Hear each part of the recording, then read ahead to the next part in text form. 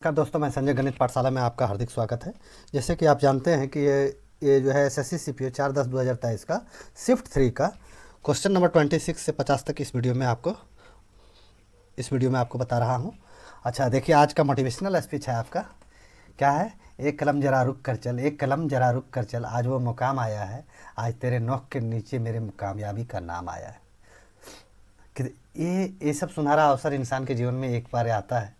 आप इस तरह से इतनी मेहनत से तैयारी कर रहे हैं, एक न एक दिन जो ऐसा चिट्ठी आएगा, उस कलम से लिखा जाएगा जिसमें आपके कामयाबी का नाम होगा। ठीक है। और क्योंकि मेहनत, मैं पहले ही बोलता हूँ कि हमेशा ही बोलते आ रहा हूँ कि मेहनत वह चाबी है जो किस्मत के दरवाजे को खोल सकता है।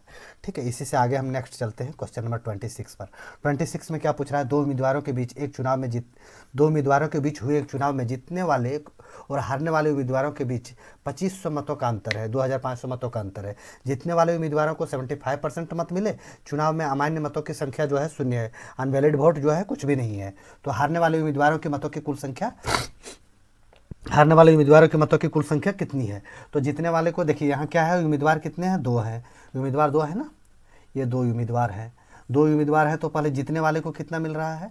जीतने वाले को मिल रहा है, ये है 2 उम्मीदवार। पहला ये उम्मीदवार ये हो गया और दूसरा उम्मीदवार ये हो गया। जीतने वाले को मिल रहा है 75%, 75% मिल रहा है। टोटल वोट कितने हैं? टोटल वोट हमारा 100% है, तो इसको 75% मिल गया, तो इसको कितना मिलेगा? 25% मिलेगा। हारने वाले को 25% मिलेगा। अब हारने वाले को 25% मिल रहा है तो दोनों के बीच का कितना का अंतर है? 25 और 75 में 50% का अंतर है। 50% का अंतर है, लेकिन क्वेश्चन में हमको क्या बोल रहा है? ये दोनों के बीच जो है 2500 वोट का अंतर है। तो 50% जो है किसको रिप्रेजेंट कर रहा है?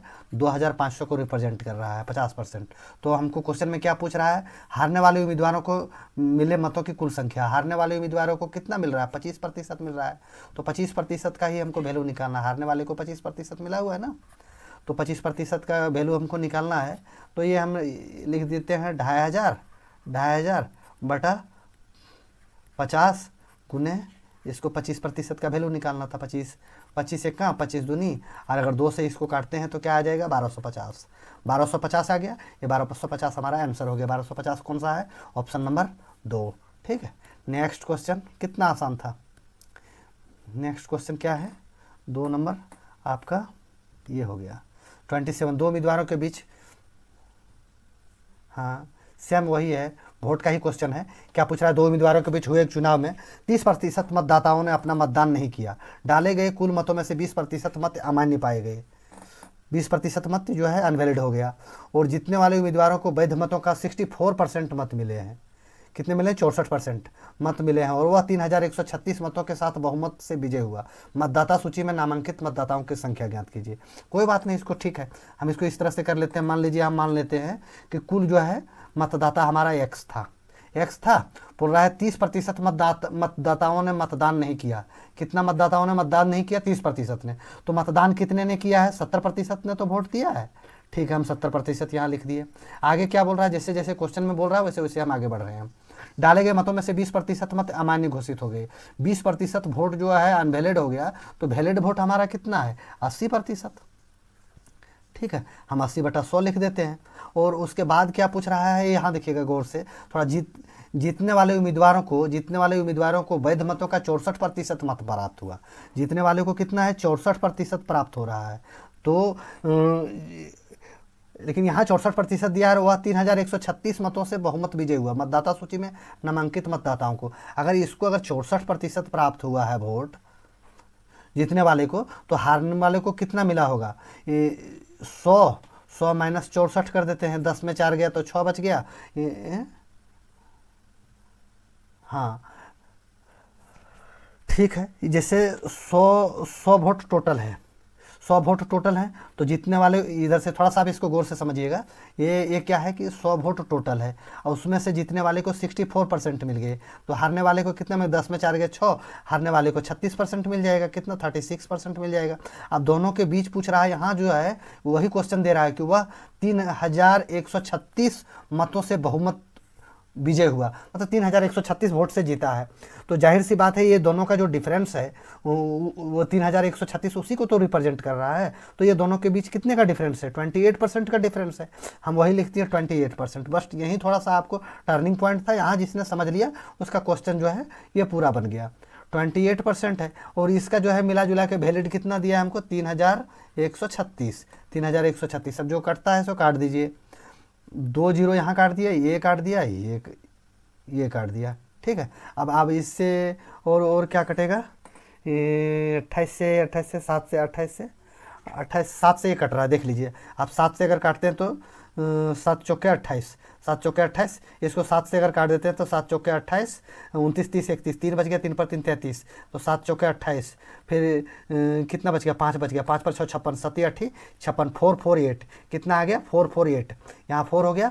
अब 8 से अगर इसको काटते हैं, अगर 8 से इसको काटते हैं, ठीक है, 8 से भी कट जाएगा ये। अगर 8 से काटते हैं तो 8 पचे 40, 8 पचे 40, हाँ 8 पचे 40, 5 बार में। अब यहाँ कितना बच गया? 4 बच गया, 4 से 8, 8 छक 48, 56 आ गया। ये हमारा कितना आ गया? 56 आ गया। अब 4 से अगर 56 को काटते हैं तो हमारा क्या आ जाएगा?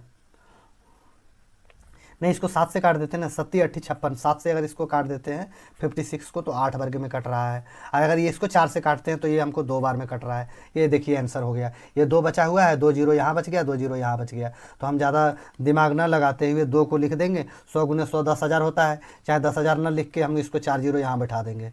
4 जीरो बैठे कायदा है, सैकड़ा हज़ार, 4000 जीरो बैठा देंगे और ये आंसर हो जाएगा हमारा 20,000। ऑप्शन नंबर 4, ऑप्शन नंबर 4 हमारा ये आंसर हो गया 20,000। नेक्स्ट क्वेश्चन ये देखिए, सीआई का क्वेश्चन है। चक्रवृद्धि ब्याज की राशि, चक्रवृद्धि ब्याज पर दी गई राशि 2 वर्षों में 1200 रुपया और 3 वर्षों में 1260 रुपया हो जाती है, जबकि ब्याज की गणना वार्षिक चक्रवृद्धि आधार पर की जाती है। चक्रवृद्धि ब्याज की वार्षिक दर कितना? देखिए आपको 4 जगह चक्रवृद्धि कंपाउंड इंटरेस्ट लिख के बरगला रहा है और पूछ रहा है क्या? सिंपल इंटरेस्ट पूछ रहा है, क्योंकि वो 1 साल का ही टाइमिंग पीरियड क्या दे रहा है? 1 साल का, तो 1 साल तक तो सिंपल इंटरेस्ट ही रहेगा वो। ठीक है, अब ये इसको देख लीजिए इस तरह से। ये हो गया हमको पहला साल जैसे है, ये 2 साल, दूसरा साल में हमारा मूलधन कितना है? दूसरा साल में जो है हमारा मूलधन है जो है 1200 रुपया, 1200 रुपया है ना दूसरा साल में। और तीसरा साल में कितना हो रहा है? तीसरा साल में हो रहा है 1260। तो 1 साल में हमारा कितना हो रहा है? ये 60 रुपया इंटरेस्ट मिल रहा है। कितना इंटरेस्ट मिल रहा है? 60 रुपया। यहाँ ऐसे इस तरह मत लिख दीजिए, इसको थोड़ा सा ऐसे लिख देता हूँ मैं ताकि आपको ज़्यादा समझ में आए। ये हो रहा है हमारा समय क्या है? ये टाइम क्या हो रहा है? 1 वर्ष। एक वर्ष में क्या हो रहा है अमाउंट? 60 रुपया। यही तो हो रहा है, 1 वर्ष में 60 रुपया हो रहा है अमाउंट। तो हम उसी अनुरूप से इसको हम कर देते हैं। यहाँ हमारा पी क्या हो गया? प्रिंसिपल 1200 रुपया। और ये हमारा इंटरेस्ट क्या हो गया? इंटरेस्ट हो गया हमारा 60 रुपया। इंटरेस्ट 60 रुपया हो गया। टाइम क्या हो गया हमारा? टाइम हो गया 1 वर्ष। ठीक है, तो अगर इसको हम फार्मूले के हिसाब से अगर हमको क्या निकालना है? रेट निकालना है। चक्रवृद्धि ब्याज की दर बता रहा है ना, तो हमको रेट निकालना है। तो रेट का सिंपल सा फंडा क्या होता है? ब्याज गुने 100 बटा मूलधन गुने समय, मतलब इंटरेस्ट इंटू 100 बटा प्रिंसिपल इंटू टाइम। यही तो हो गया।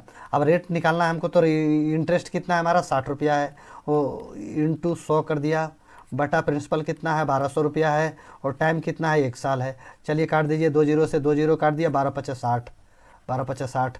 रेट ऑफ इंटरेस्ट क्या आ गया हमारा? 5%। 5% हमारा आंसर हो गया। कितना नॉर्मल सा क्वेश्चन था ये। रेट ऑफ इंटरेस्ट हमारा 5% ही होना चाहिए चक्रवृद्धि ब्याज की दर से। ये देखिए, ये इसका ऑप्शन जो है इरर है, ऑप्शन इरर है। रेट ऑफ इंटरेस्ट जो है हमारा 5% ही होगा। क्या होगा? रेट ऑफ इंटरेस्ट हमारा जो है 5% ही होगा।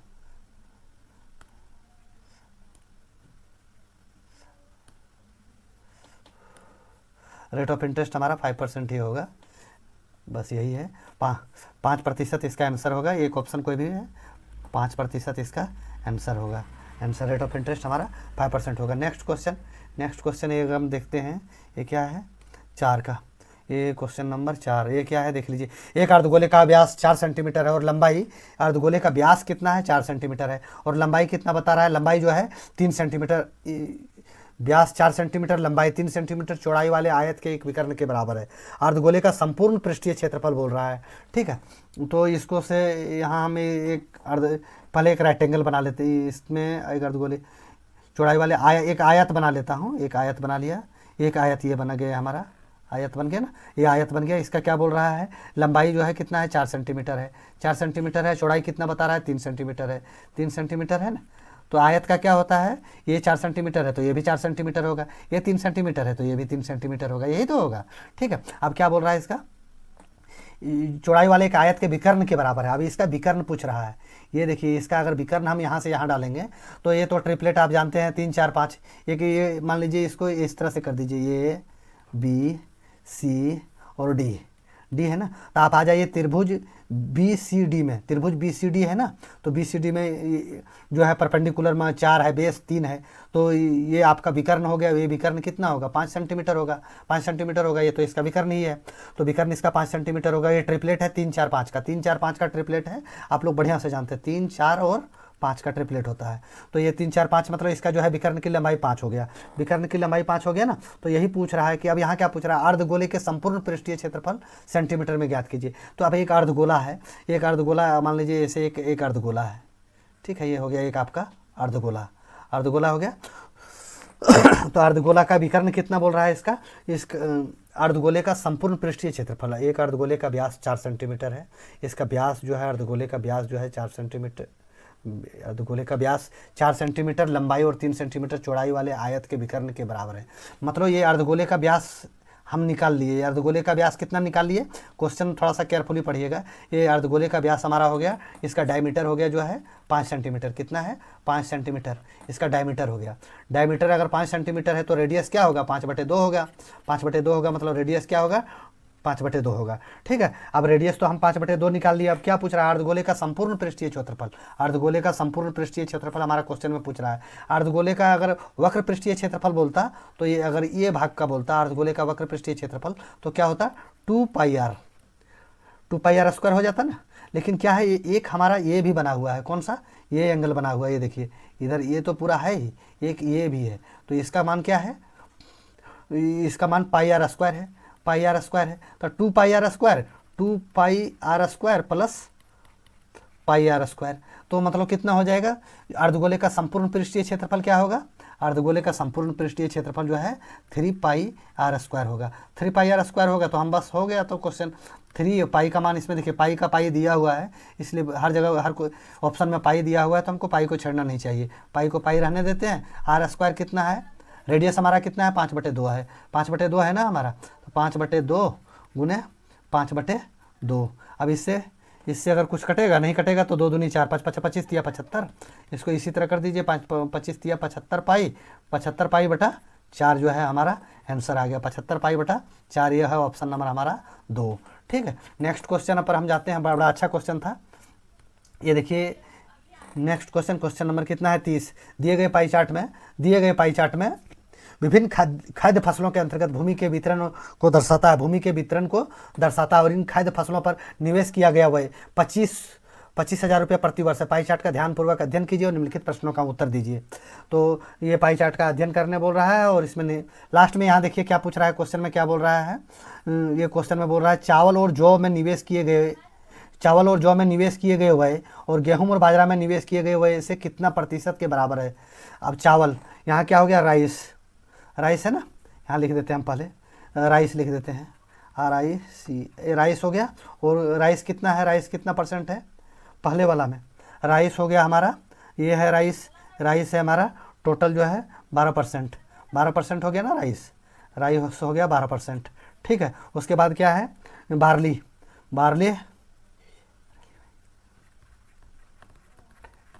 बार्ले कितना है, बार्ले हमारा जो है 50% है, कितना है 50% है।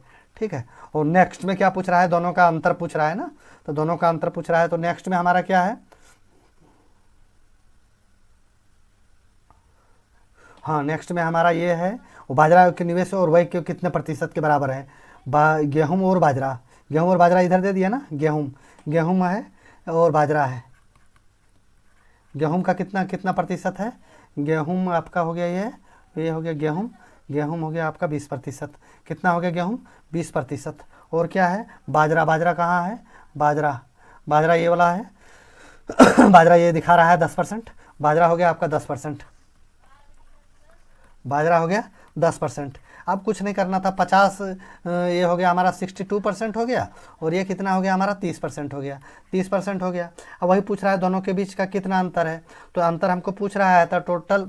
अब यहाँ से देखिए प्रतिशत में पूछ रहा है, बाजरा में निवेश किया गया व्यय के कितने प्रतिशत के बराबर है। बाजरा में निवेश किया गया व्यय के, गेहूँ और बाजरा में निवेश किया गया व्यय के कितने प्रतिशत के बराबर है। मतलब ये क्या है, गेहूँ और बाजरा जो है नीचे आएगा, 62 ऊपर लिख दिया, 30 जो है हमने नीचे लिख दिया, और प्रतिशत के लिए क्या कर दिया हमने 100 कर दिया।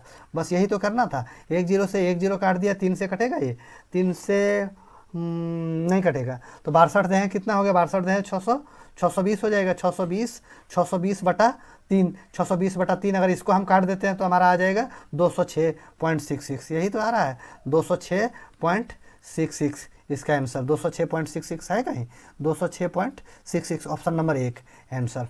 ठीक है। और इसके बाद ये है रहा हमारा नेक्स्ट क्वेश्चन। नेक्स्ट क्वेश्चन है क्या है, ये है हमारा 31 है ना। नेक्स्ट क्वेश्चन 31 है। 2 पाइप एक टंकी को क्रमशः 12 घंटे और 16 घंटे में भर सकते हैं। कितना देर में भर सकते हैं? 12 घंटे और 16 घंटे में भर सकते हैं। पाइपों को एक साथ खोल दिया जाता है तो यह पाया जाता है कि टंकी के तली में एक रिसाव के कारण टंकी को भरने में 90 मिनट जो है 90 मिनट एक्स्ट्रा लग जाते हैं। इस रिसाव द्वारा पूरी तरह से भरे टैंक को खाली करने में कितना समय लगेगा।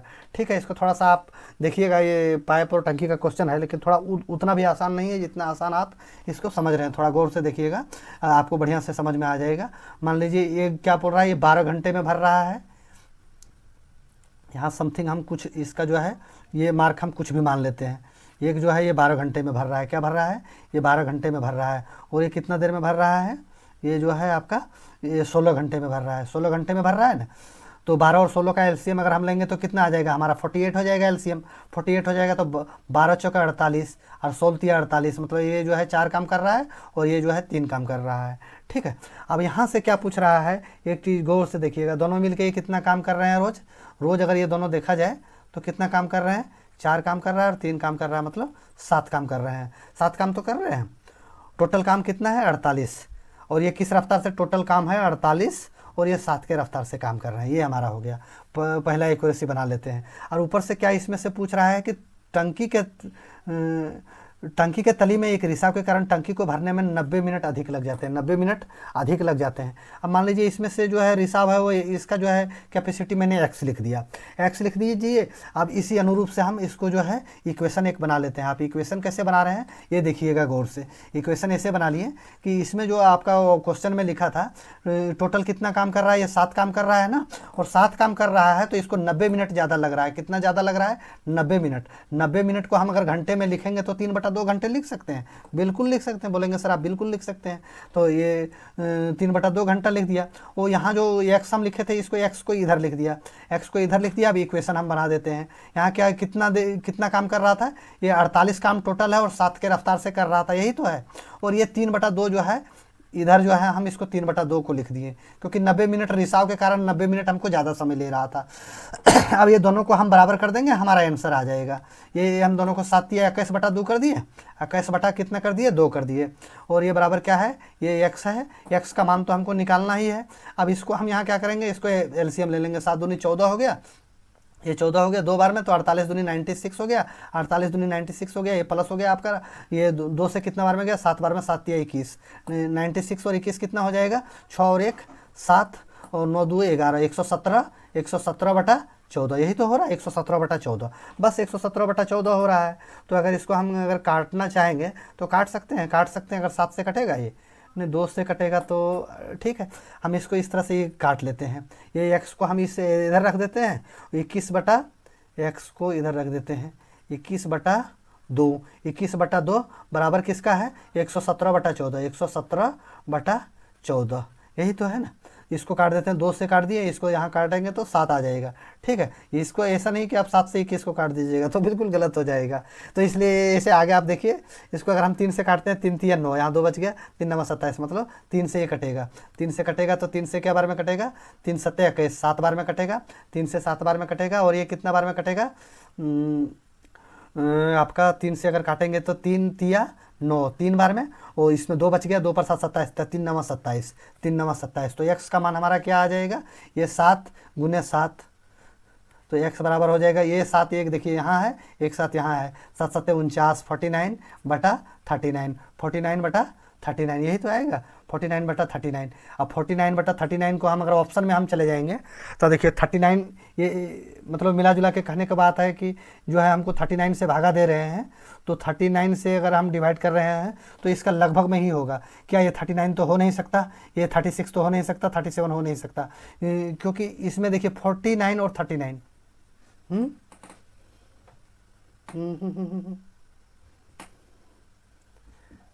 हाँ 48 है ना, हाँ एक्स है ना टोटल, अच्छा हाँ ठीक है, ये इतना ये इसका निकल गया। अब टोटल वर्क यहाँ से निकलेगा, हमको टोटल वर्क कितना है, टोटल वर्क हमारा जो है एक बार इधर आ जाइएगा, इधर से देखिएगा टोटल वर्क जो है हमारा कितना है, टोटल वर्क जो है 48 है। टोटल काम हमारा 48 था ना, और ये किस रफ्तार से कर रहा है, रिसाव कर रहा है 49 बटा 39, 49 बटा 39। तो हम इसको क्या करेंगे, ये 48 इंटू ये 39 जो है ऊपर चला जाएगा, ये 39 क्या हो गया, यहाँ आके ऊपर आ गया, और नीचे क्या हो जाएगा 49। अब 48 ऊपर में है, 49 नीचे में है, 48 ऊपर में है, 49 नीचे में है, बिल्कुल 48 को अगर 49 से भागा देंगे तो बिल्कुल 38 के आसपास ही आएगा, और 38 हमारा एक ही ऑप्शन में दिख रहा है। अगर आपको दिल करे तो भागा दे के अपना समय बर्बाद कीजिए, लेकिन मैं इसमें समय बर्बाद करने वाला हूँ नहीं, ठीक है। तो इसी अनुरूप से जो है आगे हम बढ़ जाते हैं, ये हम आगे बढ़े। नेक्स्ट क्वेश्चन हमारा आ गया, ये नेक्स्ट क्वेश्चन में क्या है हमारा, देखिए एक वाहन अपने सामान्य गति की 1/4 चाल से चल रहा है तो उसे अपने गंतव्य तक पहुंचने में 45 मिनट का अतिरिक्त समय लगता है। उसी दूरी को तय करने हेतु उसका सामान्य समय क्या है। जो है व्हीकल का जो है नॉर्मल चाल पूछ रहा है, नॉर्मल चाल पूछ रहा है, ठीक है। तो हमको कुछ नहीं करना है, यहाँ जो है 2 व्हीकल है ना, टाइमिंग का 2 है ना, 2 समय है, पहला समय है ये दूसरा समय है, तो हम इसको इसी अनुरूप से कर देंगे। पहले क्या है, ये जो है स्पीड इसका पहले क्या है, यहाँ देखिए क्वेश्चन में क्या पूछ रहा है, 1/4, इसी पर गौर कीजिए, 1/4 वह अपने सामान्य समय, वह एक वाहन अपनी सामान्य चाल से 1/4 की चाल से चल रही है, सामान्य चाल का 1/4 चाल से चल रही है। तो मतलब सामान्य चाल इसका क्या हो जाएगा, सामान्य चाल अगर 4 होगा तो अभी किस चाल से चल रही है, 1 की चाल से चल रही है। ये क्या है, इसका स्पीड है, SPEED, ये स्पीड हो गया। अब इसका जो स्पीड है, अगर हम इसका टाइम का रिलेशन देखेंगे, स्पीड और टाइम का रिलेशन क्या होता है, अपोजिट होता है, क्योंकि जो तेज चलेगा वो जल्दी पहुँचेगा और जो धीमा चलेगा वो देर से पहुँचेगा, सामान्य सी बात है। तो ये स्पीड और टाइम का रिलेशन क्या हो गया, अपोजिट हो गया। तो टाइम इसमें क्या लगेगा, इसमें टाइम लगेगा 1 का और इसमें टाइम लगेगा 4 का। ये दोनों के बीच कितना का अंतर है, 3 का अंतर है, 3 का अंतर है ना। लेकिन यहाँ क्वेश्चन में पूछ रहा है कि अगर वो उसे गंतव्य तक पहुँचने में 45 मिनट अतिरिक्त समय लगता है। अगर 4 के चाल से चल के वो अगर 1 के चाल से चलता है तो उसको जो है 45 मिनट अतिरिक्त समय लगता है। लेकिन क्वेश्चन में हमारा इसमें कितना आ रहा है, 3, लेकिन क्वेश्चन में कितना दिया है, 45 मिनट दिया हुआ है। तो यहाँ क्या पूछ रहा है, उसी दूरी को तय करने हेतु उसका सामान्य समय हमारा क्या था, सामान्य समय 1 था, ये 1 था। तो इसको 3 को अगर 3 ना होकर 45 है, इससे कितना 15 गुना ज़्यादा, तो सामान्य समय 1 है, तो ये हमारा 15 मिनट हो जाएगा। 15 मिनट आंसर, ये देखिए मिनट में मैंने दे रखा था, ये 15 मिनट आपका आंसर हो गया। इसी से आगे हम क्वेश्चन नंबर पहुँचते हैं 33 है ना, 33। इसमें कुछ नहीं पूछ रहा है, ग्राफ वाला क्वेश्चन है, ये सब बोनस के अंक होते हैं, थोड़ा आराम से ले लीजिए। ग्राफ वाला क्वेश्चन 33 पूछ रहा है, थोड़ा सा हमको लगता है इसमें जोड़ घटा गुना भागा करना पड़ेगा। यहाँ लास्ट में क्या पूछ रहा है, 4 वर्षों की अवधि में प्रतिवर्ष दूध का औसत उत्पादन मिलियन टन में कितना है। तो प्रतिवर्ष का तो आपको जोड़ना ही पड़ेगा इसको, ठीक है। हम इस तरह से जोड़ लेते हैं, 40 और 50 कितना हो गया, 90 और 30 कितना हो गया, ये 120 हो गया, 120 हो गया। और 30 20 50 और 25 कितना हो गया, ये हो गया आपका 75। ये इसको आप जोड़ लीजिए, 40 30 70 और 20 90, और इसको कितना 30 20 50 और 25 75। अब ये देखिए, ये 75 और ये 75 कितना हो गया, 150 120 और 120 और 90 कितना हो गया, 210 और 150 कितना हो जाएगा, ये आपका हो गया 210 और 150। जहाँ अगर दिमाग नहीं काम करता थोड़ा कलम चला लीजिए, 210 0 5 और 1 6 2 और 1 3 360। ये कितना, 1 2 3 4 वर्ष का है ना। तो 360 को अगर ये एवरेज औसत निकालने बोल रहा है तो 360 को हम क्या करेंगे, 4 से भागा दे देंगे, 4 से भागा दे देंगे तो 4 9 36, ये 90 हमारा आंसर हो जाएगा। 90 कहीं है इसमें ऑप्शन में, बिल्कुल होगा, ये 90 है ऑप्शन नंबर 4 में आंसर आपका, ये 90 हमारा आंसर हो जाएगा, ठीक है। ये नेक्स्ट क्वेश्चन आइए, इसी के आगे जो है आपका नेक्स्ट क्वेश्चन, क्वेश्चन नंबर 34 देखिए बेहतरीन क्वेश्चन है, आप इसको गौर से देखिए, लेकिन उतना भी कोई खास विशेष नहीं है जिसे देख के आदमी डर जाए। ठीक है, तो हम इसको इस तरह से कर देते हैं, पहले 3 का 3 और 1 4, क्या कर दिए 4/3, 4/3, ये भागा है, इसको अगर गुना में हम करेंगे तो ये क्या हो जाएगा 5 ऊपर चला जाएगा और 2 हमारा नीचे आ जाएगा, 5 ऊपर चला जाएगा 2 नीचे आ जाएगा। गुना क्या है, ऊपर में क्या है x है, बटा नीचे क्या है 5 है। ठीक है, अब इधर बराबर में आ जाइए, इसको कर दीजिए 4 का 4 प्लस 1 5, 5/4 क्या हो जाएगा 5/4, 5/4 हो जाएगा ना। और उसके बाद क्या है गुना का चिन्ह है, ठीक है, गुना दे दीजिए 2/3, क्या हो गया 2/3, 2/3 हो गया। फिर ये भागा है, भागा को अगर हम गुना में लिख देंगे तो ये 6 ऊपर चला जाएगा, 6 ऊपर चला जाएगा और 1 हमारा नीचे आ जाएगा। यहाँ हमको क्या पूछ रहा है, x का मान निकालना है, x का वैल्यू निकालना है। ठीक है, हम निकाल देंगे, जो कटता है काट दीजिए, 2 1 का 2 दूनी, ये कट गया, 5 से 3 नहीं कटेगा, ये 5 से ये 5 कट गया। ठीक है, अब इधर काट दीजिए, 2 1 का 2 दूनी, ये कट गया, और 3 दूनी 6, 3 दूनी 6 से ये 6 कट गया। अब यहाँ क्या बचा है 5/1 बचा है हमारा। अब यहाँ x का अगर हम निकालना चाहेंगे तो इधर क्या बचा है 2/3 बचा है हमारा, क्या बच गया है 2/3 बच गया है। और इधर बराबर में हमारा क्या बचा है 2/3 बचा है, और इधर बराबर में क्या बचा है 5/1 बचा है, क्या बचा है 5/1 बचा है, 5/1 बचा है ना, 5/1 बचा है। तो इसी को तो हमको करना है। ठीक है, तो और करना कुछ नहीं था, इसको ये है, ये x ऐसे ले लेते हैं, 5 तिया 15/2, 15/2, 7.5 ये आपका आंसर आ गया। 7.5 कहाँ दिख रहा है, ऑप्शन नंबर 2 में, ऑप्शन नंबर 2 में हो गया 7.5। 34 आपका क्वेश्चन हो गया, 34 हो गया आपका, आ गया question number 35, question number 35, question number 35 देखिए, आप क्या दिया हुआ, दी गई तालिका का अध्ययन कीजिए और नीचे दिए गए प्रश्नों का उत्तर दीजिए। तालिका गरीबी रेखा से नीचे 4 राज्यों का प्रतिशत जनसंख्या, पुरुष और महिलाओं का अनुपात दर्शाता है, PQRS, यही तो है ना। अब यहाँ क्या पूछ रहा है, राज्य आर की कुल जनसंख्या 26,000 है, तो राज्य आर में गरीबी रेखा से ऊपर महिलाओं की संख्या ज्ञात कीजिए। राज्य आर की कुल जनसंख्या कितना है, कुल जनसंख्या जो है 26,000 है। देखिए जिस तरह से क्वेश्चन बोल रहा है हम उसी तरह से चल रहे हैं, 26,000 है। अब यहाँ क्या पूछ रहा है 26,000 है, तो राज्य आर में गरीबी रेखा से ऊपर महिलाओं की, गरीबी रेखा से नीचे कितना दिया हुआ है 24% है, 24% है नीचे, तो ऊपर कितना हो जाएगा 24 है, तो 24% नीचे हो गया, तो ऊपर कितना हो गया 76%, 76% जो है गरीबी रेखा से ऊपर है, गरीबी रेखा से ऊपर है। अब क्या पूछ रहा है, गरीबी रेखा से ऊपर महिलाओं, महिला का कौन सा है, ये है महिला का, तो महिलाओं की संख्या, तो टोटल पुरुष और महिला मिला के कितने हैं 6 हैं, तो जितने टोटल हैं वो हम नीचे रखेंगे, महिला जो को हम ऊपर रख दिया, टोटल जो है नीचे रखेंगे। बस इसी इक्वेशन को सॉल्व कर देंगे, जो है हमारा आंसर आ जाएगा। ये 2 जीरो से हम 2 जीरो काट देंगे, 6 से ये कटेगा क्या, 6 से नहीं, इसको नहीं कटेगा, तो ये हम काट देते, 3 का 3 दूनी काट दिए, 2 से इसको काट दिए 13 बार में 13, ये जीरो यहाँ चिपका दिया, तो 130 × 76, 130 × 76, तो 76, 130, इसको कर दीजिए आप 76 को अगर 13 से गुना कर देंगे, 6 18 के 8, 7 21, 21 और 1 22, 22, 6 का 6, 7 का 7, 8 के 8 8, 6 2 8, 7 2 9, 988, 1 जीरो यहाँ चिपका दिए, तो यही तो आ जाएगा हमारा 130, 988 जीरो है, ठीक है ना। 130 × 76 बराबर क्या हो जाएगा 9880, ये हमारा हो जाएगा आंसर। ये कौन सा ऑप्शन है, ऑप्शन नंबर 4, ये हो जाएगा आपका नेक्स्ट क्वेश्चन। नेक्स्ट क्वेश्चन कौन सा है, ये वाला है, अच्छा क्वेश्चन था, थोड़ा सा देखिएगा गौर से। दो मिश्रण है, इसमें कौन सा है, 2 मिश्रण है। मिश्रण ए बी की संरचना इस प्रकार की है, ए बी की संरचना इस प्रकार की है, मिश्रण ए में कॉपर और टीन का अनुपात, मिश्रण ए में कॉपर और टीन का अनुपात 1:2 है। मिश्रण बी में कॉपर और टीन का अनुपात कितना है, 1:3 है। यदि मिश्रण ए और बी की सामान्य मात्राओं का उपयोग करके मिश्रण सी बनाया जाता है तो मिश्रण सी में कॉपर और टीन का अनुपात ज्ञात कीजिए। तो नॉर्मली हिसाब किताब था इसको, आप इसको क्या कीजिए, ऊपर में जो है यहाँ एक जगह इसको 2 कॉलम बना दीजिए, यहाँ एक इसको क्या कीजिए, यहाँ कॉपर लिख दीजिए, क्या लिखेंगे कॉपर, यहाँ जो है कॉपर लिख दीजिए, कॉपर लिख दीजिए, हाँ कॉपर और टीन है ना, ये इधर टीन कर दीजिए, ये हमारा कॉपर हो गया, एक टीन हो गया। अब क्या पूछ रहा है, मिश्रण क्या है, ये है और बी है। तो मिश्रण ये में क्या है, मिश्रण ये में जो है कॉपर कितना है 1 है और टीन कितना है 2 है, इसी के अनुपात में है ना, जिस अनुपात में बोल रहा है उसी अनुपात में कर दीजिए। फिर ये जो है बी में क्या है, टीन का अनुपात भी 1 है और इसका कॉपर का अनुपात 1 है और टीन का अनुपात कितना है, टीन का अनुपात जो है 3 है। अब ठीक है, अब इसको जो है जोड़ दीजिए, दो 2 और 1 कितना हो गया 3, 3 और 1 कितना हो गया 4, ये नहीं है, ये आपस में बराबर नहीं हो रहा है।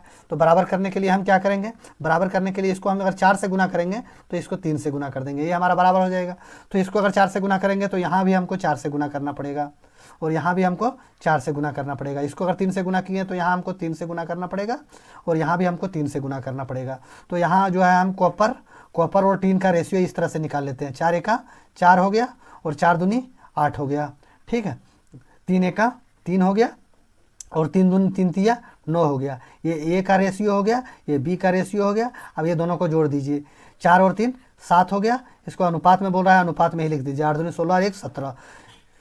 इसका जो है कितना आंसर हो जाएगा 7:17। ये 7:17 हमारा आंसर हो गया, 7:17। 8 दूनी 16 और 1 17, 7:17। 7:11 नहीं, ये 7:17 होगा। 7 क्या होगा 17, ये हमारा आंसर 7:17, ये 36। ठीक है, नेक्स्ट क्वेश्चन में आप आ जाइए। ये क्वेश्चन नंबर कितना है 37। 37 में देखिए, 37 में आपका क्या पूछ रहा है, व्यास 2 सेंटीमीटर दिया हुआ है और लंबाई जो है 45 सेंटीमीटर। एक सेकेंड, थोड़ा सा, व्यास जो है 2 सेंटीमीटर दिया हुआ है और लंबाई कितना दिया हुआ है इसका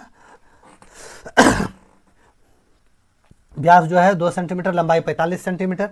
किसी बेलनाकार धातु के छड़ को पिघलाया जाता है और इसे एक समान मोटाई में 5 मीटर लंबे वाले तार के रूप में रूपांतरित किया जाता है। तार का व्यास पूछ रहा है, तार का व्यास पूछ रहा है भाई, तो कुछ नहीं है, दोनों इधर भी बेलन है उधर भी बेलन है, बेलन का ही आयतन हमको निकालने के लिए इन्होंने बोल रहा है। ठीक है, हम निकाल देते हैं, बेलन का आयतन ही निकालना है। तो बेलन का आयतन का क्या फार्मूला होता है, बेलन का आयतन बराबर क्या होता है, पाई आर स्क्वायर एच। क्या हो जाएगा, पाई आर स्क्वायर एच, यही तो होगा। तो इसका डायमीटर कितना दिया हुआ है, डायमीटर जो है डायमीटर 2 दिया हुआ है। तो रेडियस कितना हो जाएगा, ये देखिए व्यास बोल रहा है ना, डायमीटर 2 दिया हुआ है, तो रेडियस कितना हो जाएगा हमारा, रेडियस 1 हो जाएगा। रेडियस 1 हो जाएगा तो हम यहाँ इस अनुरूप से लिख लेते हैं इसको यहाँ लिखते हैं पाई आर स्क्वायर एच है ना। ठीक है, ये पाई लिख दिए, आर का मान कितना है 1 इंटू एच का कितना है 45 है ना, 45 है। और इसको के नीचे क्या बोल रहा है, नीचे जो है ये नीचे बोल रहा है, नीचे तो पाई दिया हुआ है, इसमें जो दूसरा वाला में इसका 5 mm है ये लंबाई। तो दोनों बेलन को मिला देते हैं, दोनों सॉरी दोनों बेलन ही है, तो इसको बेलन को मिला देते हैं। इसका भी हो जाएगा पाई, रेडियस हमको पता नहीं है तो रेडियस का स्क्वायर ही लिख देते हैं हम। रेडियस का तो स्क्वायर हमको निकालना ही है। और इसकी लंबाई कितना बोल रहा है 5 मीटर है, इसकी लंबाई कितना है 5 मीटर है। ये हमारा 45 मीटर था, 45 सेंटीमीटर 5 सेंटीमीटर ही होगा। ये दोनों सेंटीमीटर में ही होगा। यहाँ जो है ये भी सेंटीमीटर में है तो ये भी सेंटीमीटर में होगा। ठीक है, तो 5 से इसको काट दिया हम, तो 9 बार में 9 × 5 = 45 कट गया। अब आर को इधर देखिए, पाई से पाई कट गया, 1 × 1 × 9 कितना हो जाएगा, 9 ही हो जाएगा। तो आर स्क्वायर का मान हमारा कितना आ गया 9। आर बराबर कितना आ गया हमारा 3 आ गया। रेडियस हमारा 3 आ गया ना, रेडियस 3 आ गया। तो हमको क्या पूछ रहा है, तार का व्यास पूछ रहा है, तार का व्यास। अगर रेडियस हमारा 3 है तो व्यास के लिए हम क्या करेंगे, डायमीटर के लिए क्या करेंगे, रेडियस गुने 2, तो 3 × 2 कर देंगे तो ये हमारा 6 आ जाएगा। 6 हमारा डायमीटर हो जाएगा, ये 6 mm ये दिया हुआ है, हमारा 6 आंसर हो जाएगा। नेक्स्ट क्वेश्चन में अगर इसको दिए है,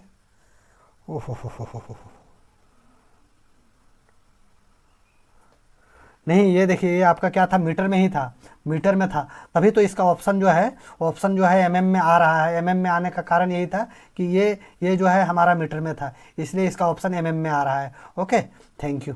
ये 6 mm हो जाएगा। Okay, mm। नेक्स्ट क्वेश्चन आपका ये रहा।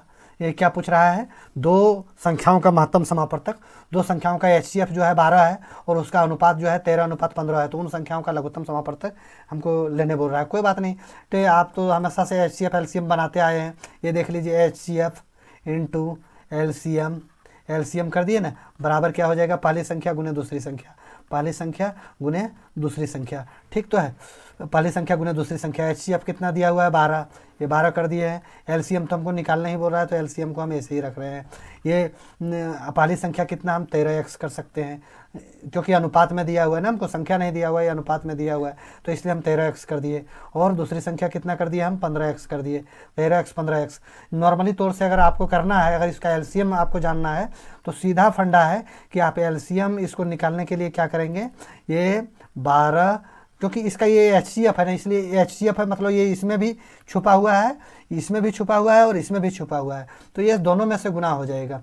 तो 12 गुने 13 गुने 15, ये 12 गुना 13 गुने 15, 12 गुना 13 गुना 15 कर देंगे तो ये हमारा आंसर आ जाएगा कितना, 2340। 2340 जो है हमारा आंसर आ गया, ये 2340, ये ऑप्शन नंबर 1। अगर आपको इस तरह से अगर कुछ समझने में दिक्कत आ रहा है, आप लॉन्ग में ही जाना चाहते हैं, अगर लॉन्ग में जाना चाहते हैं तो लॉन्ग में भी हम 1 मिनट आपको समय बर्बाद करेंगे, लेकिन ये बिल्कुल समय बर्बाद करने वाली बात होगी। फिर भी आप समझना चाहते हैं तो इसको समझ लीजिए, HCF। लेकिन ये जो है परीक्षा में मत, एग्जाम में ऐसे चीज़ को मत लागू कीजिएगा, समझने के लिए आप समझ सकते हैं। HCF गुने LCM बराबर क्या हो गया, पहली संख्या गुने दूसरी संख्या, यही तो था दूसरी संख्या। तो HCF हमारा 12 दिया हुआ था, LCM हमको निकालना था। पहली संख्या कितना था, 13x था, दूसरी संख्या कितना था, 15x था, 15x था ना, हाँ बिल्कुल 15x था। अब इसको क्या करेंगे हम, अगर LCM हमको निकालना है तो इसको LCM हमको अगर निकालना है तो ये क्या करेंगे, 12 गुना 13, पहले इसको इससे गुना कर देंगे, फिर इसको इससे गुना कर देंगे, तो ये क्या करेंगे, 12 गुने 13, 12 गुना 13 और के पहली संख्या ये हो जाएगा और दूसरी संख्या क्या हो जाएगा, दूसरी संख्या हो जाएगा 12 गुने 15, 12 गुने 13 और 12 गुने 15। अब पहली संख्या हमारा क्या आ गया, पहली संख्या हमारा आ जाएगा 156 और दूसरी संख्या हमारा क्या आ जाएगा, दूसरी संख्या हमारा आ जाएगा 180। अब 156 और 180 का LCM लेके देखिए, 156 और 180 का अगर आप LCM लेंगे, 156 और 80 का अगर आप LCM लेंगे तो इसको 12 से भाग दीजिए, तो 12 से अगर भाग देंगे तो ये 13 बार में कट जाएगा और ये क्या कट जाएगा, 15 बार में। तो वही आ गया ना, 12 गुने 13 गुने 15 बराबर 2304। इसलिए तो मैं बोल रहा था शॉर्ट से उधर से निकल जाने में ज़्यादा चतुराई था, ये वही है आंसर। इतना ये समझने के लिए मैं आपको बता दिया, बाकी इसको समझ सकते हैं आप। और ये नेक्स्ट क्वेश्चन आपका आ गया, ये क्या है, कंचन साधारण ब्याज की समान दर पर 2 वर्षों के लिए 10,000 रुपया और 4 वर्षों के लिए 5,000 रुपया उधार दिया। कंचन को प्राप्त कुल ब्याज 2,000 है, तो ब्याज की दर कितनी थी। ठीक है, इसको हम पहले क्या करते हैं, नॉर्मल तरीका से के निकालने के लिए हम क्या करते हैं, P गुने T गुने R बटा 100, P गुने T गुने R बटा 100, यही तो हम फार्मूला लगाते थे, बस हम यही फार्मूला पर चल देंगे, इसी फार्मूला पर हम आगे बढ़ रहे हैं। P हमारा कितना, पहले में कितना है, 10,000 रुपया है, 10,000 रुपया है ना। T कितना है, टाइम कितना है, 2 वर्ष है। और समय कितना है, समय जो है नहीं, दर कितना है, दर तो हमको दिया नहीं है, दर तो हमको निकालना ही था। और बटे में क्या हो जाएगा हमारा, 100 हो गया। ठीक है, और प्लस दूसरा में क्या दिया हुआ है हमारा, मूलधन 5,000 रुपया, और कितना है, 10, टाइम कितना है, 4 वर्ष है, और दर तो हमको निकालना ही है, और ये बटे में 100 कर दिया। अब ये 2 जीरो से 2 जीरो काट दिया, ये 2 जीरो से 2 जीरो काट दिया, तो 100 गुने 200, यहाँ क्या हो जाएगा हमारा 200 यार हो गया, और प्लस में यहाँ क्या हो जाएगा, अच्छा ये बराबर में कितना आ रहा है इसका रेट ऑफ इंटरेस्ट, दोनों का मिल के कितना आ रहा है, 2,000 रुपया आ रहा है, 2,000 रुपया आ रहा है, याद रखिएगा। तो यहाँ से हमारा क्या आएगा, 100 गुने 2, 200 यार हो गया, और ये क्या 50 गुने 4, 50 गुने 4, ये इसमें भी 200 यार हो जाएगा।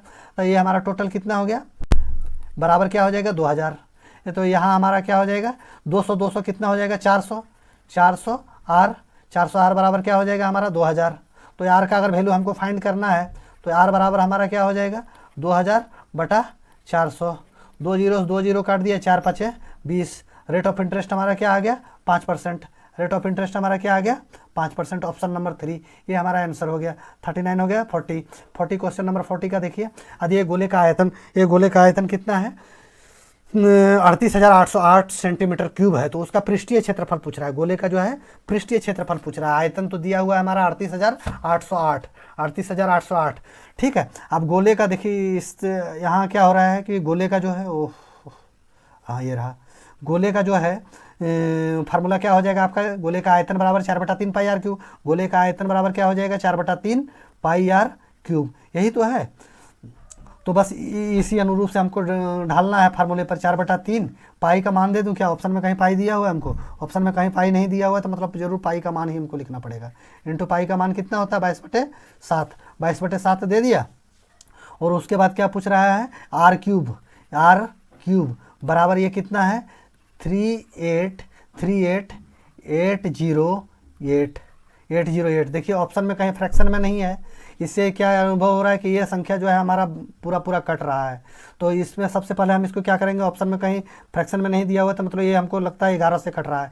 ये संख्या देखते हुए पता चल रहा है हमको कि 11 से कट रहा है। आप बोलेंगे आप कैसे बता सकते हैं सर 11 से कट रहा है, हम इस संख्या को लिख देते हैं ना, 3838808, ये है ना संख्या 1 2 3 4 5 5 है ना। तो इसको क्या है जोड़ा में करने के लिए ऊपर आगे एक जीरो लगा दीजिए, ठीक है, आगे जीरो कोई वैल्यू नहीं। अब इसको कर दीजिए 8, इनको अल्टरनेटिव जोड़ दीजिए 0 और 8 और ये 0, तो मतलब इस साइड में हमारा 8 आ गया। अब यहाँ देखिए ये 8 और ये 8, 16 और 3 कितना हो गया 19, 19 में 8 गया तो कितना बच गया 11। मतलब इसका अंतर जो है 11 हो रहा है, मतलब ये संख्या 11 से कट रहा है। अब 11 से कट रहा है तो हम 11 से काट देते हैं, 11 दूनी 11 से इसको काटेंगे तो 2 बार में। अब इसको 11 से काटेंगे तो 11 तिया 33, 33 33 और 34 35 36 37 38, 5 हो गया, 55 8 58, तो 11 5 55, 11 5 55, 3 बच गया, 3 पर 0, तो 11 दूनी 22, यही तो जाएगा 11 दूनी 22। यहाँ कितना बच गया 8, 8 बच गया ना, तो 11 8 फिर 88, तो ये आ गया 3528, 3528, 4 दूनी 8, 4 दूनी 8 इधर ऊपर में बचा हुआ है। ये अगर 8 से हमको पूरा पूरी कट रहा है लग रहा है, 8 का 16 8 24, 8 चौके 32, 8 चौके 32, अगर इसको 4 दूनी 8 है ना तो 4 दूनी 8, ये 8 से काट रहे हैं, 8 चौके 32, 3 बच गया इसमें, 3 पर 2 32, फिर 8 चौके 32, 4 8 1 8, ये कितना हो गया आपका 441। देख लीजिए आप, या आर क्यूब का मान आपका आ गया, आर क्यूब बराबर क्या होता है 3 गुना 7, ये 21 हो गया, 21, और फिर ये क्या है 441, 441 मतलब क्या होता है 441 बराबर क्या होता है 21 गुने 21 हो रहा है, ठीक है। तो इसको वही 21 गुने 21 लिख देते हैं, 21 गुने 21, मतलब आर क्यूब का मान कितना है 21 गुने 21 गुने 21, तो आर का मान हमारा कितना आ गया 21, आर का मान 21 आ गया ना। तो इसके पृष्ठीय क्षेत्रफल पूछ रहा है, गोले का पृष्ठीय क्षेत्रफल पूछ रहा है। गोले का पृष्ठीय क्षेत्रफल क्या होता है 4 पाई आर स्क्वायर, गोले का पृष्ठीय क्षेत्रफल क्या होता है 4 पाई आर स्क्वायर। गोले का पृष्ठीय क्षेत्रफल बराबर आपका आ जाएगा 4 पाई, पाई का मान लिख तो चलिए एक बार ये लिख देता हूँ 4 पाई आर स्क्वायर हो गया ना।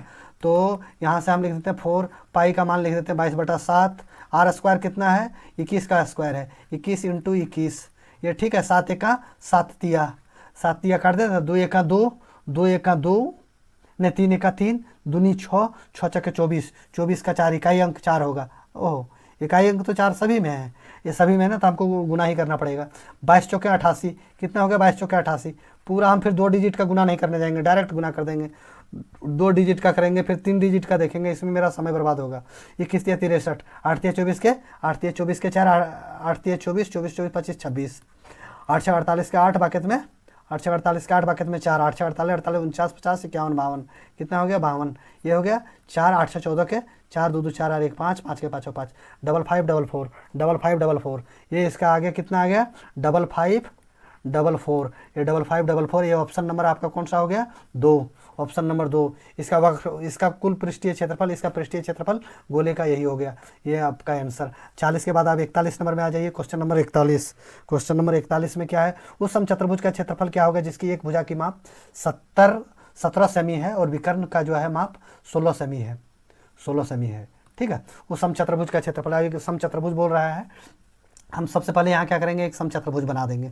समचतुर्भुज एक बना दिया, ये समचतुर्भुज बना दिया, ठीक है। समचतुर्भुज क्या है, ये जो है समचतुर्भुज जो है आपका, समचतुर्भुज का क्या है, सभी जो है ये एंगल बराबर होते हैं, सभी एंगल बराबर होते हैं। अगर ये 17 सेंटीमीटर है, मान लीजिए ये 17 सेंटीमीटर दिया हुआ है, तो ये भी हमारा 17 सेंटीमीटर होगा, 17 सेंटीमीटर होगा, ये भी 17 सेंटीमीटर होगा, और ये भी हमारा क्या हो जाएगा 17 सेंटीमीटर होगा, यही तो। तो इसका एक विकर्ण का माप बोल रहा है 16 सेंटीमीटर है, एक विकर्ण का जो है ये माप जो है वो 16 सेंटीमीटर दिया हुआ है। चलिए ये विकर्ण का जो माप है वो क्या दिया हुआ है 16 सेंटीमीटर।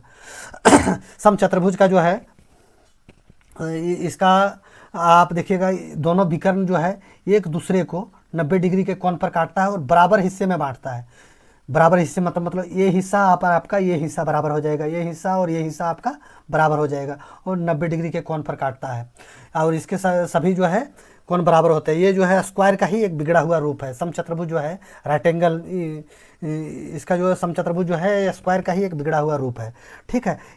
इसका प्रॉपर्टी तो मैंने आपको बता दिया। आप देखिए क्या होता है कि ये बता दिया कि ये इसका जो है 16 है, ये इसको 16 बता रहा है।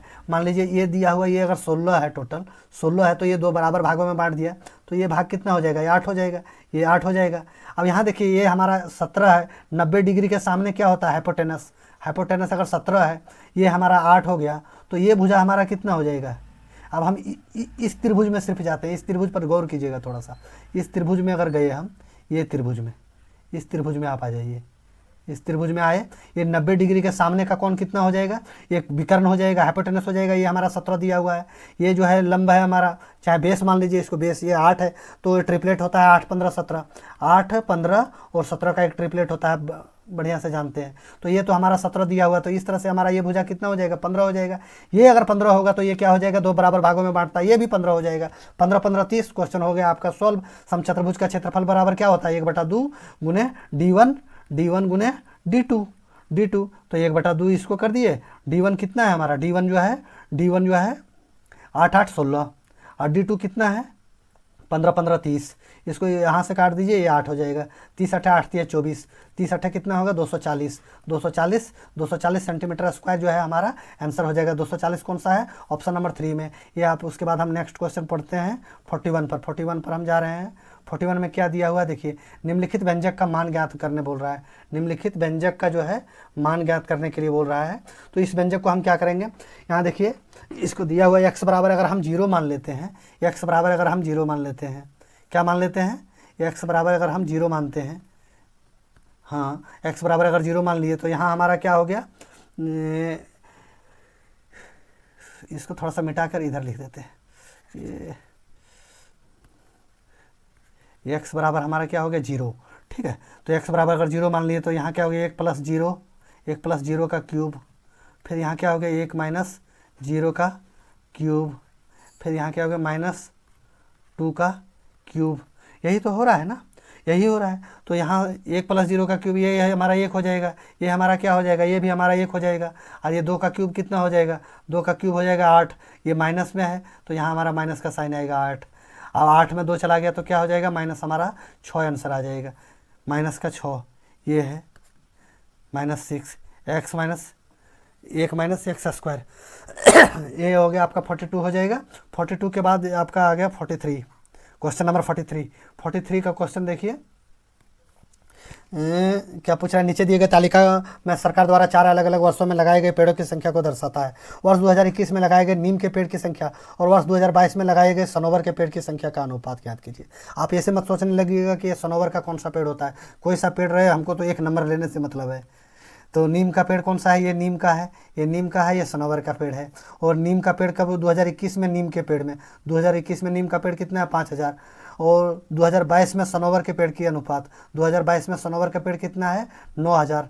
ठीक है, तो इसको यहाँ से हम 3 0 हटा देंगे, 3 0 काट देंगे, ये हमारा हो जाएगा ना, जैसे 5000 हो गया, 5000, और अनुपात में बोल रहा है, ये अनुपात हम कर देते हैं अनुपात, ये हमारा 9000 हो गया।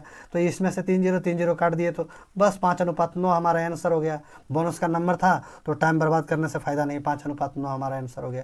ये नेक्स्ट क्वेश्चन 44 का क्या है, 44 49 विद्यार्थियों का औसत वजन कितना है, 53 kg है। एक नया विद्यार्थी को कक्षा में प्रवेश दिया जाता है तो इस विद्यार्थियों में इस औसत में 500 ग्राम की कमी हो जाती है। कितना, 500 ग्राम की। तो नए विद्यार्थी का वजन पूछ रहा है, तो 49 विद्यार्थियों का वजन जो है टोटल कितना दिया हुआ है, 49 विद्यार्थियों का जो औसत वजन है वो 53 kg है। 53 kg है ना, 53 kg पूछ रहा है। तो इसमें से एक विद्यार्थी और नया आ रहा है, तो टोटल विद्यार्थी पहले कितना था, 49 था, एक नया आ गया, तो टोटल कितना विद्यार्थी हो गया, टोटल स्टूडेंट हमारा जो है 50 स्टूडेंट हो गया, 50 स्टूडेंट हो गया ना, 50 स्टूडेंट हमारा हो गया। 50 स्टूडेंट का जो बोल रहा है, और यहाँ क्या बोल रहा है, 500 ग्राम जो है सभी का कमी हो रहा है। किसमें, 50 स्टूडेंट का। 50 स्टूडेंट, अगर 50 स्टूडेंट का जो है वजन 500 ग्राम कम हो रहा है, 500 ग्राम अगर कम हो रहा है तो टोटल कितना वजन कम हो रहा है, 500 गुने 50, 500 ग्राम गुने 50, तो टोटल कितना हो जाएगा, ये 25 kg कम हो रहा है। कितना कम हो रहा है, 25 kg कम हो रहा है। तो औसत वजन कितना था, 53 kg था। औसत वजन कितना था, 53 kg था, और 25 kg कम हो गया। तो 25 kg अगर कम हो गया तो 10 3 13 13 5 गया, तो आया 8 बच गया, यहाँ 2 बच गया। मतलब जो नया विद्यार्थी आया था उसका वजन कितना था, 28 kg का था। वो नया विद्यार्थी जो आया था उसका वजन कितना हो गया, 28 kg। समझ रहे हैं ना आप। नहीं तो हम इसको पूरा गुना करते 53 इंटू 50, फिर इसको माइनस करते, तो ये लंबा प्रोसेस हो जाता। और एग्जाम में जो है टाइम बहुत मायने रखता है, इसलिए शॉर्ट में चलना ज़्यादा फायदेमंद है। निम्नलिखित में किस संख्या को 6, 8 और 9 से विभाजित किए जाने पर 6, 8, 9 के महत्तम समापवर्तक के बराबर शेषफल देता है? देखिए गौर करने वाली बात है, 6, 8 और 9 का अगर आप HCF निकालने जाएंगे, 6, 8 और 9 का अगर HCF निकालेंगे तो आपका HCF जो है 1 आएगा, 1 ही आएगा। तो HCF 1 आएगा, तो हम सबसे पहले इसमें 1 घटा देते हैं, यहाँ 1 घटा दिया, यहाँ 1 घटा दिया, यहाँ 1 घटा दिया, यहाँ 1 घटा दिया। वही तो बोल रहा है, निम्नलिखित में किस संख्या को 6, 8, 9 से विभाजित किए जाने पर 6, 8 और 9 के महत्तम समापवर्तक के बराबर शेषफल प्राप्त होता है? तो हम 1 यहाँ से घटा दिए, 1 घटा दिए तो ये कितना हो गया हमारा 290 हो गया। इसमें 1 घटा दिए तो कितना हो गया 505 हो गया, 505 हो गया। और इसमें 1 घटा दिए तो कितना हो गया 432 हो गया, 432 हो गया। इसमें अगर 1 हम घटा दिए तो कितना हो गया 574 हो गया, कितना 574 हो गया। अब यहाँ से हम ऑप्शन से चलेंगे, अगर 6 से 8 से 9 से, सबसे हमको इजीली देखने में किसको लगता है, डिविजुअल रूल जो है सबसे इजीली हम 9 से देख सकते हैं। 9 का डिविजुअल रूल क्या बोलता है, अंकों का योग जो है वो 9 से कटना चाहिए। तो 9 2 11 हो रहा है, 9 2 11 हो रहा है, ये नहीं कटेगा। 5 5 10 हो रहा है, ये नहीं कटेगा। 3 2 5 और 4 9 हो रहा है, ये कट जाएगा। तो 7 4 11 और 5 11 11 12 13 14 15 16, 7 5 12 और 4 16 हो रहा है, ये भी नहीं कटेगा। ठीक है, तो मतलब एक ही अंक कट रहा है, तो क्यों ना हम 433 को आंसर मान लेते हैं। ये हमारा आंसर आ गया 433। ठीक है, 433 क्वेश्चन नंबर 45 आपका सॉल्व हो गया। नेक्स्ट क्वेश्चन जो है, नेक्स्ट क्वेश्चन आपका ये आ गया। नेक्स्ट क्वेश्चन क्या आ गया 46, दिए गए मेगा स्टोर में निम्नलिखित डेटा द्वारा दिए गए वर्षों का दौरान खरीदी की गई इकाइयों को दर्शाता है। 2015 से 2020 तक खरीदी गई कुल इकाई 3 उत्पादित में प्रदर्शित वृद्धि कितनी है? ठीक है, चाय का, कॉफ़ी का, इसका ये पूछ रहा है, तो तीनों का दे रहा है। लास्ट में पूछ रहा है 46 का, ये क्वेश्चन नंबर 46 ही है ना, क्वेश्चन नंबर 46 का है।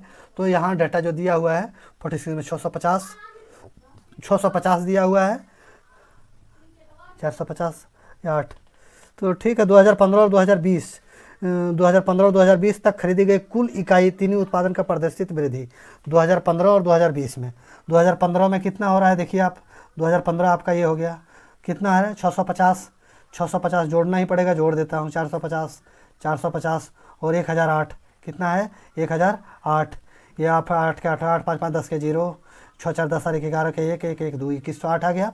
और दूसरा कौन बोल रहा है 2020, ये हमारा 2020 आ गया, कितना 830 501 और 1330। ये अगर इसको हम जोड़ देते हैं तो 1 1 1 3 3 6 5 5 10, 8 5 13 और 3 16, 13 3 कितना हो जाएगा 16।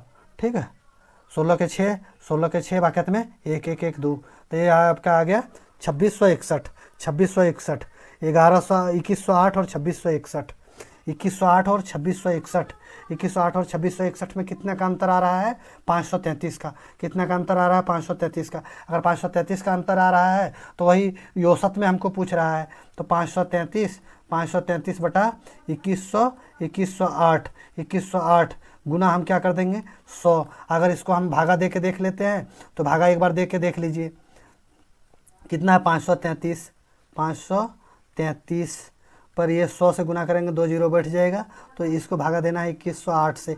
2108 से अगर हम 2 बार दे देते हैं तो 21 दूनी 4216 ही होगा ना, ये 4216 हो जाएगा। 2 बार में 4216, तो 10 में 6 गया तो 4 बच गया, यहाँ कितना 2 में 1 गया तो 1 बच गया, यहाँ आपका बच गया 3 में 2 गया तो 1 बच गया, ये हो गया, ये 0 उतर गया।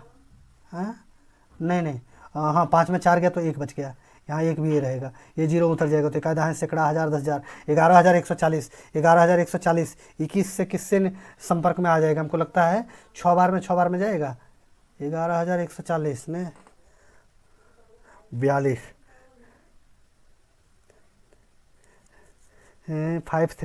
53 नहीं आ रहा है, 53 कहाँ है, 533 नहीं 553 है।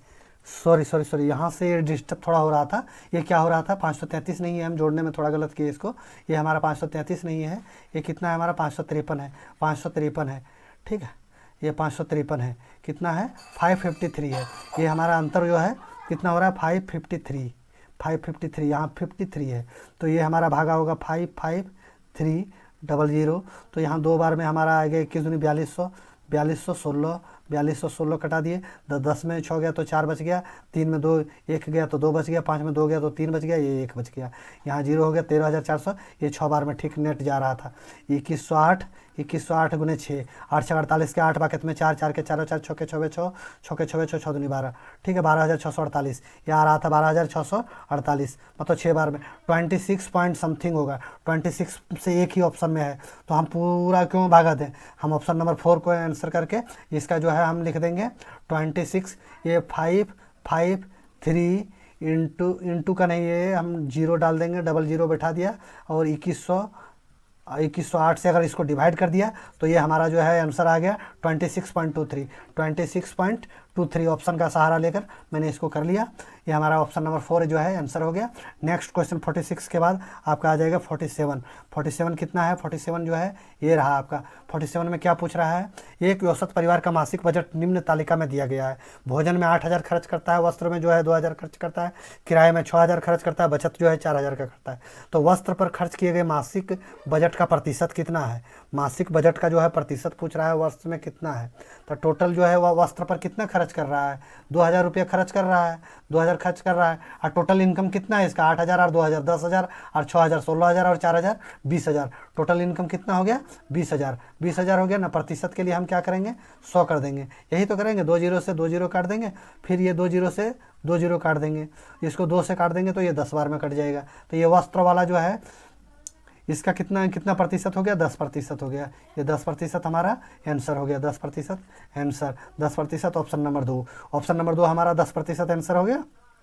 ये नेक्स्ट क्वेश्चन पर अगर हम चलते हैं तो 71 का 71, हाँ 47 हमारा हो गया था ना, 47 हो गया था। 48 हम देख रहे थे, ये 48 देख रहे थे। देखिए ए बी सी का औसत वजन कितना है, 77 kg है, और ये और बी का वजन कितना है, 68 kg है, और बी और सी का वजन कितना है, 83 kg है। तो बी का वजन पूछ रहा है, ठीक है। हम तो इस तरह से कर लेते हैं इसको, ये और ये प्लस बी प्लस सी का जो वजन है कितना है, 77 × 3, यही तो हो जाएगा। और यहाँ क्या पूछ रहा है, ये और बी का वजन, ये और बी का जो वजन है, ये प्लस बी का जो वजन है वो कितना है, 68 × 2, क्योंकि सभी का औसत वजन दिया है। और फिर ये नेक्स्ट क्या पूछ रहा है, बी और सी का जो है औसत वजन, बी प्लस सी का जो औसत वजन है वो कितना है, 83 × 2, यही तो हो जाएगा। अब इसको गुना करके हम बराबर, यहाँ टोटल अमाउंट ही लिख देता हूँ एक बार। 7 या 21 के 1 बाकी में 2, 7 या 21 और 2 22 23, 331, 231 की जो हो गया इसका। 68 को इससे 68 को 2 से गुना करेंगे तो कितना हो जाएगा, 136 हो जाएगा। ये 136 हो जाएगा। 83 दूनी 80 दूनी 160, 3 दूनी 6, 166, 166, ये 166 हो गया। अब यहाँ देखिए बी सी का जो है वजन कितना है, 166। बी और सी का वजन कितना है, बी और सी का 166 है। गौर से देखिएगा, बी प्लस सी का जो वजन है कितना है, 166 kg है। और ये और बी का वजन कितना है, ये और बी का वजन जो है, ये और बी और सी का 166 हो गया। बी और सी का वजन कितना है, यहाँ से आप देखिए, गौर से देखिए इसमें, इसको अगर हम ये बी सी का वजन कितना दिया हुआ है, 231 दिया हुआ है। ये और बी का वजन कितना दिया हुआ है, 136 दिया हुआ है, 136 दिया हुआ है। तो यहाँ से हमको सी का वजन निकल जाएगा ना। सी का वजन 10 1 11 11 में 6 गया तो कितना बच गया, 5 बच गया। यहाँ कितना बचा है, 2 बचा, 10 2 12 12 में 3 गया तो कितना बच गया, 9।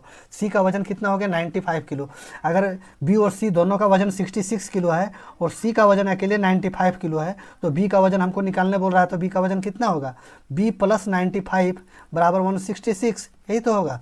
तो अगर बी का हमको निकालने बोल रहा है तो फिर हम बी का निकाल देते हैं। बी बराबर कितना होगा, 166 माइनस 95, 166 माइनस 95, तो बी का वजन हमारा निकल के आ गया 166 माइनस जो है 95, 71 kg। 71 kg जो है आंसर। 6 में 5 गया तो 1 बच गया, 6 10 6 16, 16 में 9 गया तो 7 9 7 16, ठीक है। 71 kg। 41 हमारा जो है 48 क्वेश्चन नंबर हो गया हमारा। 49 पर हम पहुँच रहे हैं। 49 क्वेश्चन नंबर ये जो हमारा है, क्या पूछ रहा है, हमें से एक सोफा सेट का अंकित मूल्य 25% छूट के साथ 15% की अतिरिक्त छूट देता है। यदि सोफा सेट का विक्रय मूल्य जो है 12,750 रुपया है, तो उस सोफा सेट का अंकित मूल्य पूछ रहा है। तो 25%, देखो इसमें हम सक्सेसिव लगा देंगे। क्या लगा देंगे, सक्सेसिव लगा देंगे। सक्सेसिव लगा देंगे x + y माइनस XY बटा 100, ये सक्सेसिव, ये फार्मूला हमने लगा दिया। तो x हमारा कितना हो गया, 25% प्लस 15% का अतिरिक्त छूट दे रहा है, माइनस 25 गुने 15/100, तो 25 15 कितना हो गया 40, 40 हो गया ना, ये हमारा 40 हो गया, और माइनस कर दिया 25 गुने 15, 25 गुने 15 आपका कितना हो जाएगा 375, 375 हो जाएगा ना, इसको भी गुना करने का ज़रूरत है नहीं तो, ठीक। तो अब इसको अगर हम यहाँ से काटते हैं 100 से, अगर इसको काटेंगे तो यहाँ हमारा पॉइंट आ जाएगा, तो 40 में 3.75 गया, 40 में 3.75 चला गया, तो कितना बचेगा हमारा 36.25 बचेगा, यही तो बचेगा 36.75, 36.25 बच जाएगा हमारा, कितना बच जाएगा 36.25 हमारा बच गया, 36.25। अब आ जाइए क्वेश्चन पर। क्वेश्चन में हमारा क्या पूछ रहा है, मान लीजिए एमआरपी जो है, मार्क प्राइस मेरा कितना था 100 रुपया था, मार्क प्राइस 100 रुपया था, डिस्काउंट हमको 2 सक्सेसिव के बाद डिस्काउंट कितना हो गया है, डिस्काउंट हो गया 36.5%, डिस्काउंट 2 सक्सेसिव के बाद हमारा कितना हो गया 36.5%, तो सेलिंग प्राइस हमारा कितना हो जाएगा, अगर 100 था 36.5 का डिस्काउंट दे दिया तो सेलिंग प्राइस हमारा हो जाएगा 63.75, क्या हो जाएगा सेलिंग प्राइस 63.75, यही तो होगा। बस बात समझ में आ रही है ना। टोटल पैसा हमारा 100 था, 100 था, उसमें 36 रुपया 50 पैसे का डिस्काउंट दे दिया, तो कितने में बेचा 63 रुपया 75 पैसे में बेचेंगे, 36.50 नहीं सॉरी 36.25 है, तब तो 63 रुपया 75 पैसा आ गया। अब क्या करना था हमको, कुछ नहीं करना था, आगे ये क्वेश्चन में हमको दिया हुआ है, इसका मान दिया हुआ है 12,750, 63.75 का जो है मान हमको दिया हुआ है 12,750, इसी पर हमको रख देना था। ये हम यहाँ से कर देते हैं इसको 12,750 बटा 63.75 63.75 इंटू 100, ये तो कर देंगे। अगर यहाँ हम पॉइंट हटाना चाहेंगे तो यहाँ हमको गुने में 100 करना पड़ेगा, क्योंकि 2 अंक है, 2 अंक के लिए 1 देख के 2 जीरो दे दिया। अब देखिए 6,375 12,750, कुछ आंकड़ा समझ में आ रहा है, इसका जो है ये 2 गुना है, इसको एक 2 से काट दिए। अब यहाँ वही हम करेंगे, 2 लिख के 2 जीरो ये रहा, 2 जीरो ये रहा, 4 जीरो हम बैठा देंगे। नहीं तो अगर 4 जीरो समझ में नहीं आ रहा है तो 100 गुने 100 10,000 होता है, 10,000 गुने 2 20,000 हो जाएगा आंसर, ये 20,000 हमारा आंसर। अब लास्ट क्वेश्चन है ये क्वेश्चन नंबर 50। क्वेश्चन नंबर 50 क्या है, क्वेश्चन नंबर 50, हाँ ये हमारा हो गया, देख लीजिए क्वेश्चन नंबर 50, बढ़िया क्वेश्चन था, थोड़ा सा गौर से देखिएगा इसको, तभी समझ में आएगा आपको। मान लीजिए हम इसको इस तरह से कर लेते हैं, इस तरह से कर लेते हैं, अलजेब्रा का क्वेश्चन है, ऐसा क्वेश्चन एक्स्ट्रा बच्चे जो है छोड़ के चल जाते इतना लंबा चौड़ा देख के, लेकिन क्वेश्चन में क्या है, कुछ भी नहीं है, कुछ भी नहीं है। मैं अभी आपको दिखा देता हूँ, मैं मान रहा हूँ इसको ए बराबर बी बराबर सी, सभी का मान जो है 1 मान लिया, सभी का मान जो है हमने 1 मान लिया। अब यहाँ से क्वेश्चन में देखिएगा इसको गौर से, ये 1 का स्क्वायर कितना हो गया, ये 1 मान लिया, तो यहाँ 1 का स्क्वायर 1 हो गया, माइनस इसको हम यहाँ माइनस कर देते हैं। अब 1 माइनस ये 1 माइनस 1, इसको भी 1 मानो, इसको भी 1 मानो, तो यहाँ 1 माइनस 1 का स्क्वायर कर दिया, यही तो कर दिया। फिर बटे में क्या कर दिया, 1 प्लस 1 का स्क्वायर, यही तो हो रहा है ना, 1 प्लस 1 का स्क्वायर, 1 प्लस 1 का स्क्वायर, और यहाँ क्या हो रहा है माइनस 1 का स्क्वायर, यही हो रहा है। यहाँ प्लस का साइन था, मैंने प्लस का साइन बैठा दिया, और फिर वो यहाँ ये 1 का स्क्वायर कर दिया, बी का स्क्वायर मतलब 1 का स्क्वायर, माइनस का साइन था माइनस कर दिया, ब्रैकेट बंद था ब्रैकेट बंद कर दिया, 1 माइनस 1 का स्क्वायर 1 माइनस 1 का स्क्वायर कर दिया, ठीक है, 1 माइनस 1 का स्क्वायर कर दिया। फिर ये बटे में क्या था, बटे में कर दिया ये प्लस बी, मतलब 1 प्लस 1 का स्क्वायर 1 प्लस 1 का स्क्वायर, माइनस क्या हो गया 1 का स्क्वायर, फिर ये प्लस का साइन था प्लस का साइन लगा दिया, फिर यहाँ कर दिया मैंने 1 का स्क्वायर, माइनस 1 माइनस, यहाँ माइनस नहीं है, यहाँ माइनस नहीं है, हम पर मत होइएगा, ये माइनस नहीं है, ठीक है, ये माइनस नहीं है, 1 माइनस 1 का स्क्वायर यहाँ कर दिया, और फिर ये क्या किया मैंने 1 प्लस 1 का स्क्वायर, 1 प्लस 1 मतलब बी प्लस सी का स्क्वायर, तो 1 प्लस 1 का स्क्वायर माइनस 1 का स्क्वायर। थोड़ा सा लंबा खींच रहा हूँ आपको समझाने के लिए, बाकी तो इतना कुछ नहीं था, ये देखने से ही पता चल रहा था क्वेश्चन का क्या आएगा, ठीक है। अब इसको अगर हम काटना पीटना चाहेंगे तो ये 1 माइनस का 1 प्लस का ये कट गया, 1 माइनस का प्लस का ये कट गया, 1 माइनस का प्लस का ये कट गया। अब यहाँ क्या हो गया, 1 का स्क्वायर 1 ही हो गया, और 1 प्लस 1 कितना हो गया, 2 का स्क्वायर कितना हो गया 4, 4 माइनस 1 का स्क्वायर 1, तो यही तो हो जाएगा 4 माइनस 1 हो जाएगा, यहाँ प्लस हो जाएगा, इसका भी वही सेम हो जाएगा 1 और 4 माइनस 1, 4 माइनस 1 हो जाएगा, इसका भी वही हो जाएगा 1, 4 माइनस 1 हो जाएगा। अब यहाँ से हम चला जाते हैं तो ये आ जाएगा 1/3 प्लस 1/3 प्लस 1/3, तो ये हमारा कितना हो गया, 1 1 2 और 1 3, ये हो जाएगा हमारा 3/3, 3/3, 3 से 3 कट गया, तो 1 हमारा जो है आंसर हो गया, 1 हमारा आंसर ऑप्शन नंबर 1। इस तरह से आपका जो है 50 क्वेश्चन समाप्त हो गया। और नमस्कार दोस्तों, इसी तरह से अगर वीडियो अच्छा लगा तो प्लीज़ लाइक कीजिए, शेयर कीजिए तथा अपने दोस्तों में सबसे जो है इसको शेयर कर दीजिए और खुद सब्सक्राइब कर लीजिए। आने वाले इसी समय में भावी में 10 बहुत सारे वीडियो जो है आपको NTPC का, CHSL का, ये सब सभी वीडियो जो है आपको डलता रहेगा। जो आपको ये कॉन्सेप्ट क्या है, ये सेम आपको फायदे के लिए बता देता हूँ कि ये जो है सेम कॉन्सेप्ट जो है, जो अभी CPU में पूछा है, यही क्वेश्चन जो है ग्रुप D में पूछ लेता है, यही क्वेश्चन NTPC में पूछ लेता है, सारा क्वेश्चन इसी तरह ही पूछ लेता है। क्या करता है, सिर्फ डाटा ही चेंज करता है। इसलिए आप जो है एक चैप्टर वाइज न पढ़कर ऐसे सेट अगर लगाओगे तो आपके लिए ज़्यादा फायदेमंद रहेगा, क्योंकि हर तरह का क्वेश्चन जो है आपके दिमाग में घूमता रहेगा। नमस्कार, जय हिंद।